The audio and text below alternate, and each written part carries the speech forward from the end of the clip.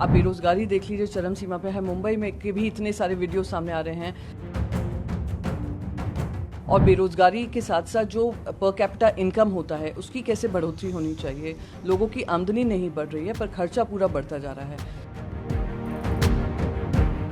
वित्त मंत्री निर्मला सीतारमण मंगलवार को वित्त वर्ष 2024-25 का केंद्रीय बजट पेश करेंगी। बजट के पेश होने से पहले राज्यसभा सांसद प्रियंका चतुर्वेदी ने केंद्र सरकार को आड़े हाथों लिया है। प्रियंका चतुर्वेदी ने भ्रष्टाचार और महंगाई का मुद्दा उठाया है। आर्थिक सर्वेक्षण रिपोर्ट 2023-24 को लेकर प्रियंका चतुर्वेदी का कहना है, आर्थिक सर्वेक्षण देश के सामने स्पष्ट है। जिस तरह से भ्रष्टाचार बढ़ रहा है, बेरोजगारी बढ़ रही है, आमदनी अठन्नी, खर्चा रुपया हो गया है, हर चीज का दाम दोगुना हो गया है, केंद्र सरकार उसको कंट्रोल करने में नाकाम साबित हुई है। प्रियंका चतुर्वेदी ने आगे कहा कि केंद्र सरकार व्यवसायों और एमएसएमई को समर्थन देने और बैंकिंग धोखाधड़ी को रोकने में विफल साबित हुई है।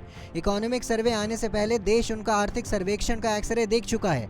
यही कारण है कि लोगों ने केंद्र सरकार को पूर्ण बहुमत नहीं दिया। यही कहूँगी, जो इकोनॉमिक सर्वे बता रहा है और जो हकीकत है उसमें ज़मीन आसमान का अंतर है। आप बेरोजगारी देख लीजिए, चरम सीमा पे है। मुंबई में के भी इतने सारे वीडियो सामने आ रहे हैं जहां 1000 लोगों के लिए नौकरी लगती हैं, 25,000 लोग आते हैं। अग्निवीर को लेकर वैसे ही बहुत जनता में आक्रोश है, खास करके युवा वर्ग में आक्रोश है। और उसके बारे में अगर हम बात करें तो वो भी एक बड़ी दिक्कत का सामना करना पड़ रहा है। जो बढ़ती महंगाई है और बेरोजगारी के साथ साथ जो पर कैपिटा इनकम होता है उसकी कैसे बढ़ोतरी होनी चाहिए। लोगों की आमदनी नहीं बढ़ रही है पर खर्चा पूरा बढ़ता जा रहा है। तो इन सारे मुद्दों को मैं उम्मीद करती हूँ कि निर्मला सीतारमण जी किसी तरीके की राहत की सांस देगी।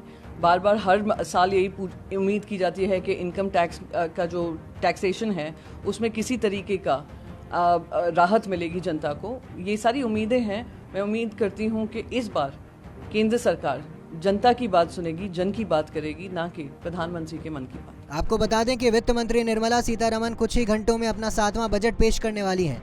कई मायनों में ये बेहद अहम होगा।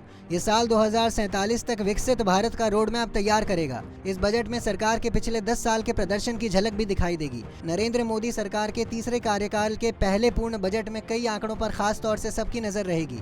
इस बार उम्मीद की जा रही है कि बजट का फोकस मिडिल क्लास और रोजगार पर होगा।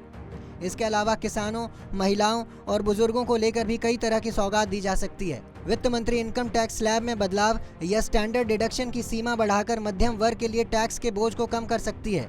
स्वास्थ्य बीमा और पेंशन योजनाओं जैसी सामाजिक सुरक्षा योजनाओं का विस्तार करके मिडिल क्लास के लिए सामाजिक सुरक्षा जाल को मजबूत किया जा सकता है। शिक्षा और स्वास्थ्य सेवा जैसी आवश्यक सेवाओं की लागत को कम करने के लिए उपाय देखने को मिल सकते हैं। इसके अलावा सरकार किफायती आवास योजनाओं को बढ़ावा देकर मध्यम वर्ग के लिए घर खरीदना आसान बना सकती है।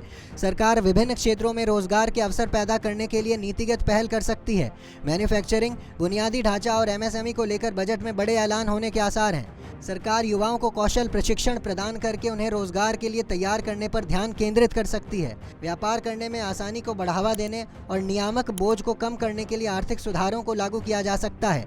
ऐसी खबरों के लिए देखते रहें पंजाब केसरी.com। साथ ही कमेंट सेक्शन में अपनी राय जरूर दें।